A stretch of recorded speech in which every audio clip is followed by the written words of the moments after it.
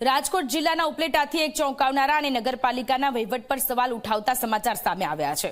સામાન્ય રીતે સરકારી તંત્રમાં કામ પૂરું થયા પછી પેમેન્ટ માટે ધક્કા ખાવા પડતા હોય છે, પરંતુ ઉપલેટામાં તો હદ થઈ ગઈ। પેમેન્ટ ન મળતા કોન્ટ્રાક્ટરે સ્પોર્ટ્સ કોમ્પ્લેક્સમાંથી જીમના સાધનો જ ઉઠાવી લીધા।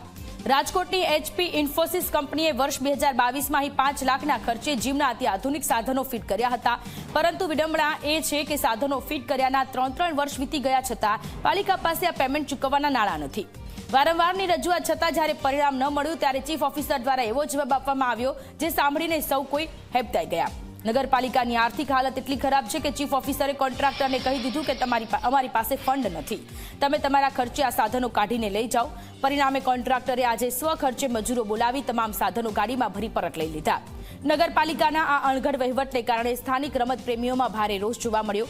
લોકો પૂછી રહ્યા છે કે જો સુવિધા જાળવવાની તાકાત ન હતી તો લાખોના ખર્ચે આ પ્રોજેક્ટ શરૂ કેમ કરવામાં આવ્યો।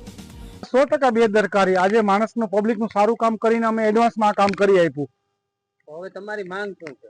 અમારી માંગ એ હતી કે કા તમે અમને પેમેન્ટનું ચૂકવણું કરી આપો, ગમે જે તમને ખર્ચમાં થતો હોય જે પ્રમાણે 50% કરી આપો, પણ 50% ચીફ ઓફિસર સાહેબે ના પાડી કે ભાઈ 1 રૂપિયો અમે તમને આપવામાં નહીં આવે, તમારે સાધન કાઢો હોય તો તમે કાઢી જાઓ। આજે સામાન્ય 5 લાખ રૂપિયાનો ખર્ચો 2022માં મેં કરીને આપ્યો, બરોબર। પબ્લિક આને વાપરે છે, પબ્લિક આનો ઉપયોગ કરે છે, તો ચીફ ઓફિસર સાહેબને ખબર જ છે ને કે અહીંયા રોજ પબ્લિક એટલે આનો ઉપયોગ કરે છે, તો ભાઈ આ પાર્ટીનું પેમેન્ટ બાકી છે અને જે તે ભંડોળમાંથી XYZ કોઈ બી ગ્રાન્ટમાંથી આપણને ચૂકવણું કરી આપવાનું આવે।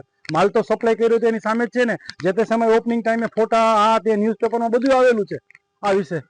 હવે નેક્સ્ટ ટાઈમ તમે શું આ બધા બિલ તમારા જે ઉધારેલા અમારા જો હું છે ને ઉપર લેવલે કમ્પ્લેન કરીશ, મારી પાસે ફોટો છે, વિડીયો છે જે તે સમયના ઉદઘાટનના, અને મેં જે તે સમયે ફોન કર્યા એના રેકોર્ડિંગ છે બધી વખતના, અને બીડ બન્યું બીડના મેં પાર્ટિસિપેટ કર્યું તો એનો મારી પાસે રેકોર્ડ છે જેમમાં।